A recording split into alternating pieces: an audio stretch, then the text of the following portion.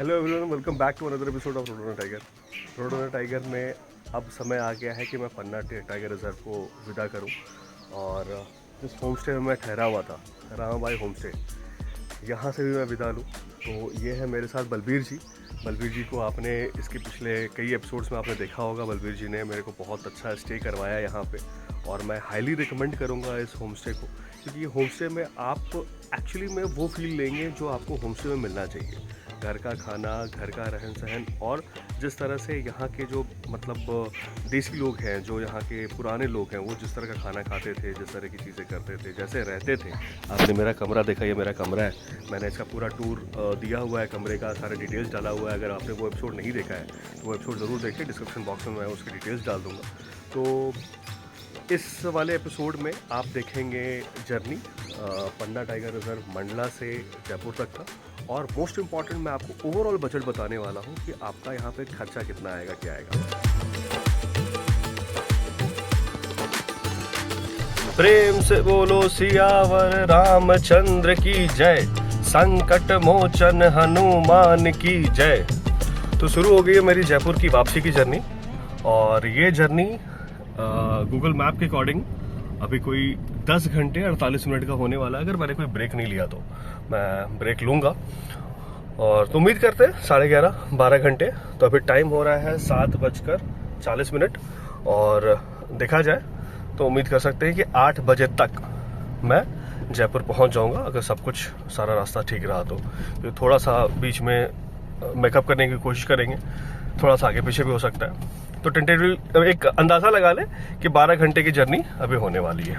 मंडला पन्ना tiger reserve से, Mandla gate बगल में ही है, वहाँ से जयपुर तक के लिए। एक बार फिर से बोलूँगा कि बहुत ही प्लेजेंट स्टे रहा, काफ़ी मज़ा आया, काफ़ी कुछ देखा, काफ़ी कुछ जानने को मिला।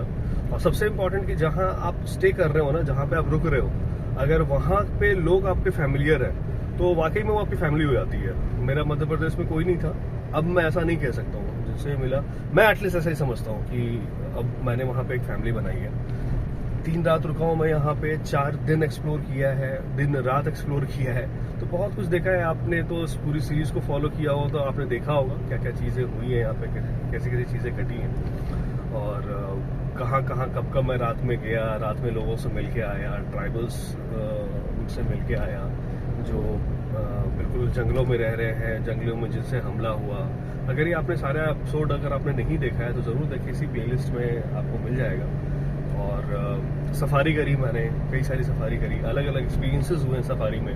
सफारी यहाँ कंपेरेटिवली मुझे बहुत सस्ता लगा। मुझे ऐसा लगा कि मतलब जो आप रणथंभौर से या जिम कॉर्बेट से कंपेयर करें तो यहाँ पे सफारी सस्ता है, और टाइगर दिखने के चांसेस भी यहाँ अधिक हैं। जैसे रणथंभौर में है ना कि टाइगर, नंबर ऑफ टाइगर्स भले जितने भी हो लेकिन टाइगर दिख जाते हैं, उसी तरह से पन्ना में है, क्योंकि ये ड्राई फॉरेस्ट है। हालांकि इस वक्त मेरे को मानसून के ठीक बाद में आया तो मेरे को ड्राई फॉरेस्ट नहीं मिला। तो जैसे देखो, बात करते करते मैं यहाँ पे जो गेट है, मंडला गेट जो है, मैं वहाँ पहुँच भी गया हूँ। ये सामने मंडला गेट है, यहीं से सफारी होती है। यहाँ पे MPTC का होटल भी है इस साइड में, और ये बाकी सफारी गेट्स है। यहाँ टिकट काउंटर है सामने। आज संडे होने के कारण गाड़ियाँ काफ़ी दिख रही हैं, आज काफ़ी गाड़ियाँ गई होंगी यहाँ पे, जहाँ से। सैटरडे को कल भी काफ़ी गाड़ियाँ थी, और आज संडे को तो अधिक हो गई होगा।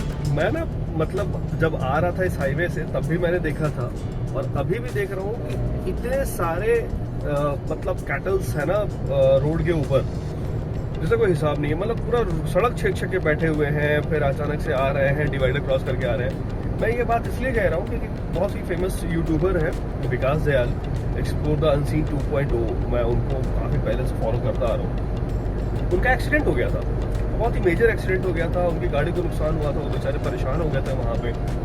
और उन्होंने ये बात रखी थी, उन्होंने बहुत लोगों के इम्पेक्ट टूरिज्म को, शायद पता नहीं मध्य प्रदेश सरकार को भी उन्होंने टैग किया था, उन्होंने बोला था, और भी बहुत लोगों ने बोला था कि भाई इनका कुछ करना चाहिए, क्योंकि इस तरह से कैटल अगर आप, मैं ना बड़ी ही लिमिटेड स्पीड में चल रहा हूँ, और यकीन मानिए मैं इसलिए चल रहा हूँ क्योंकि मतलब मुझे है कि कहीं कैटल ना आ जाए। मेरे दिमाग में एक चल रहा है, आ रहा था उस समय भी और अभी वापसी के टाइम में भी, लेकिन इसके बावजूद मतलब इस तरह से गायों का और सड़क पे होना ये बहुत ही खतरनाक है, बहुत ही डेंजरस है, क्योंकि वो तो बेजुबान जानवर है, उनको नहीं पता है कि कैसे कहाँ पे क्या बिहेव करना है। लेकिन कुछ करना होगा कि आपने रोड बना दी है। जैसे देखो ये रोड है, ये रोड बिल्कुल क्लीन है, नीट एंड क्लीन है, शांत है और करीब करीब खाली है। टोल भी अच्छे खासे टोल वसूले जा रहे हैं। मैंने अभी कैलकुलेट किया कि जयपुर से मेरा जो मंडला तक का जो टोटल टोल कटा है, मतलब पन्ना से थोड़ा पहले तक का, वो करीब 950 रुपए का है एक तरफ का। मतलब मैं 1900 रुपए पे कर रहा हूँ आने और जाने का, सिर्फ टोल। तो आप इसी से अंदाजा लगाओ, उसके ऊपर आप डीजल खर्च कर रहे हो, चलो आपका अपना है, लेकिन आप टोल के पैसे ले रहे हो, सारा कुछ कर रहे हो, उसके बाद अगर रोड की हालत भी ठीक है और फिर आप एक्सपेक्ट करो कि नहीं आप धीरे धीरे इसलिए चलो क्योंकि वहाँ पे कैटल्स हैं, वहाँ पे जानवर जो हैं वो बैठे हुए हैं, गाय भैंस बैठे हुए हैं सड़क के ऊपर, तो ये बहुत ही मतलब गलत बात है। इसके लिए कुछ न कुछ तो करना चाहिए। साइड में आई थिंक अगर वॉल लगे या साइड में अगर वो बैरियर्स जो लगते हैं वो लगे तो उससे भी कुछ कम हो सकता है, लेकिन इस तरह से जिस तरह से गाँव से खुले से आके बैठ रहे हैं, और अभी भी देखो मेरे को दिख रहे हैं कैटल्स हर तरफ, तो ये मतलब मैं कहना चाह रहा हूँ कि ये बहुत ही गलत बात है।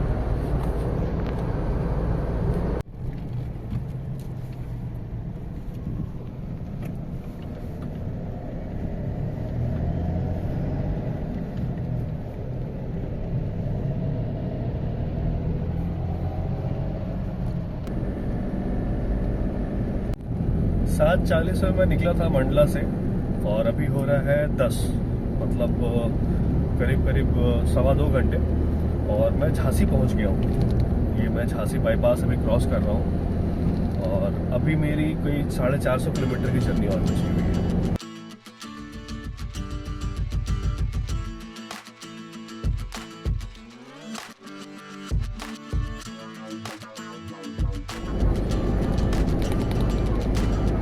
ग्वालियर क्रॉस कर रहा हूँ मैं अभी और काफ़ी देर से अकेले चलते चलते मतलब ना हल्की सी नींद जैसी आ रही है। टाइम हो रहा है 11:32, मतलब 9, 10, 11, 3.5, 4 घंटे के करीब मैंने गाड़ी चला लिया फिर।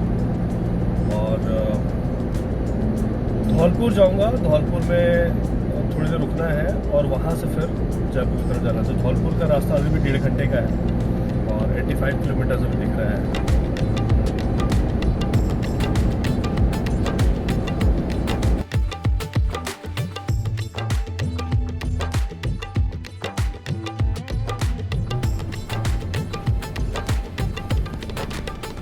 पहुंच गया हूँ मैं जयपुर। फटाफट मैं आपको एक बजट बता देता हूँ क्योंकि मैं काफ़ी थक गया हूँ। अब मेरे से बोलने की भी हिम्मत नहीं है। शाम के बज रहे हैं अभी 6:40 और मैं आपको बता दूँ कि बजट में टोटल जो मेरा बजट आया है वो आया है 18,000 रुपये का, जिसमें मेजर खर्चा जो है 10,000 वो गाड़ी का है, 8,000 रुपये डीजल, 4,000 रुपये जाना, 4,000 आना, बेसिकली 3500 रुपये जाना, 3500 आना और 1,000 रुपये करीब का डीजल मैंने वहाँ पर जो घूमा उसका लगा।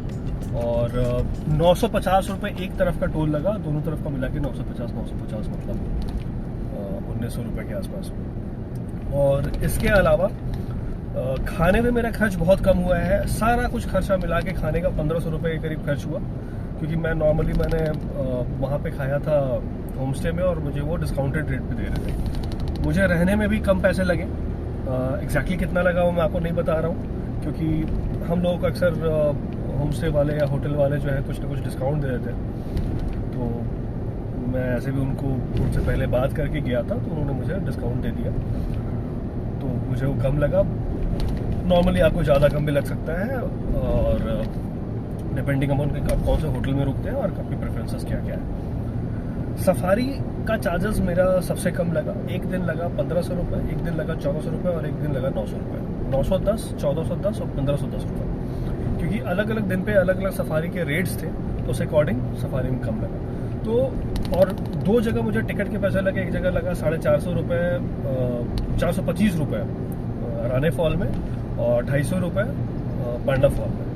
तो ओवरऑल मिला के अगर देखा जाए तो मेरा 18,000 रुपये के करीब खर्चा आया है। और ये बहुत ही अच्छा जर्नी रहा। अगर मैं इस गाड़ी के खर्चे को छोड़ दूँ तो सारा खर्चा मेरा बहुत अच्छा था।